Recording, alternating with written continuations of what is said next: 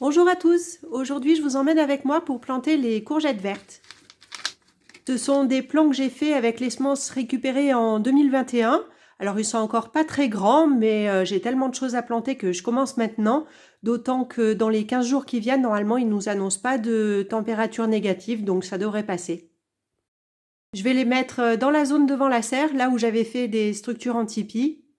Et je commence par donner un petit coup de fourche-bêche aux emplacements pour ameublir un peu le sol parce qu'à cet endroit-là, la terre était pas paillée.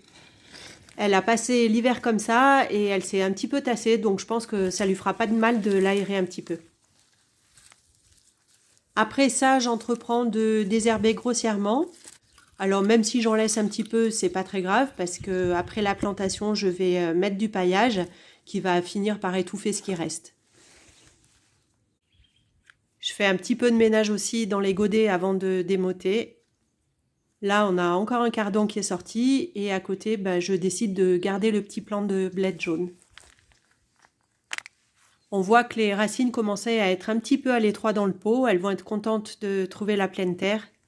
Par contre, j'ai fait aucun amendement du sol à cet endroit-là cette année, donc je ne sais pas trop ce que ça va donner en termes de productivité. On verra bien. En même temps, je vais mettre 5 pieds de courgettes vertes, 5 jaunes, 1 ou 2 de rondes. Donc sur 12 plants, vu ce que ça donne en général, si j'en ai quelques-uns qui donnent un peu moins, finalement ce ne sera pas très grave.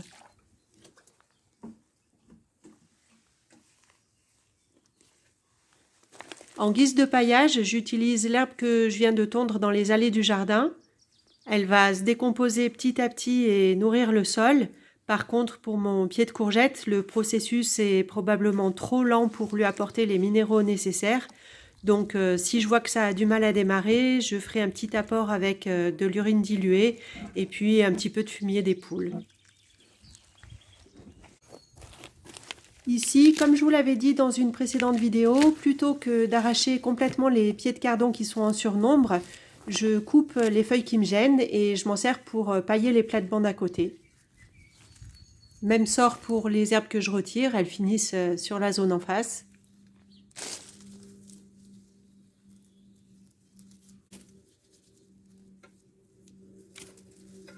Et on y va pour le deuxième trou. Au passage, j'en profite pour dire aux personnes qui débutent au potager qu'à mon sens, la courgette, c'est vraiment un des légumes les plus faciles à cultiver.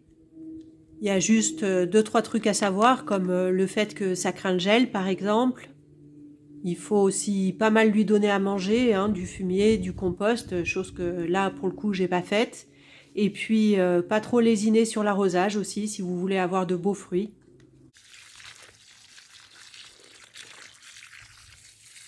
Et le dernier truc que je conseille également, c'est si on peut, de toujours cultiver 2 ou 3 plants en même temps pour pouvoir assurer une bonne pollinisation croisée.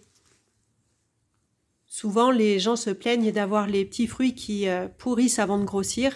Et ça, en règle générale, c'est lié à une mauvaise fécondation et le fruit avorte en fait. Donc pour pallier à ça, il faut qu'il y ait une fleur mâle et une fleur femelle ouvertes en même temps. Et en plus qu'il y ait un petit pollinisateur qui butine dans le coin pour transporter le pollen de la fleur mâle jusqu'à la fleur femelle. Pour l'emprise au sol, il faut prévoir un bon mètre carré par plante, donc espacer les différents pieds d'1 mètre en tous sens environ. Là, vous voyez que j'ai des fraisiers juste à côté, tout en fleurs, mais normalement, je devrais avoir le temps de récolter les fraises avant que les plants de courgettes ne grossissent et n'entrent en production à leur tour. Il y a quelques fraisiers que j'ai dû retirer parce qu'ils étaient vraiment au niveau du trou de plantation, mais du coup, je les repique juste à côté. Faut savoir que ces fraisiers, ce sont des stolons qui sont venus s'enraciner là tout seuls. À la base, la fraiserie, elle est derrière moi à l'écran, mais ils ont vite fait de traverser. Les petites plantes que vous voyez au premier plan, vert clair, là, avec les feuilles toutes découpées, ce sont des nigelles. Ça fait des jolies fleurs bleues en étoiles. L'année dernière, j'en avais 2-3 dans les fraises. J'ai récupéré quelques graines, mais la plupart se sont ressemées seules. Et ça m'a fait un beau petit tapis qui est sorti comme ça. Je pense qu'il va falloir que j'en arrache un petit peu quand même parce que si je veux avoir des fleurs, là, je crois qu'elles sont trop serrées.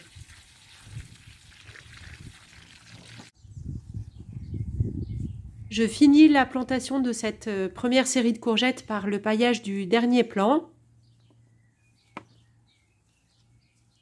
Puis je plante un petit bâton au pied qui va me servir à maintenir en place la cloche en bouteille plastique en cas de coup de vent.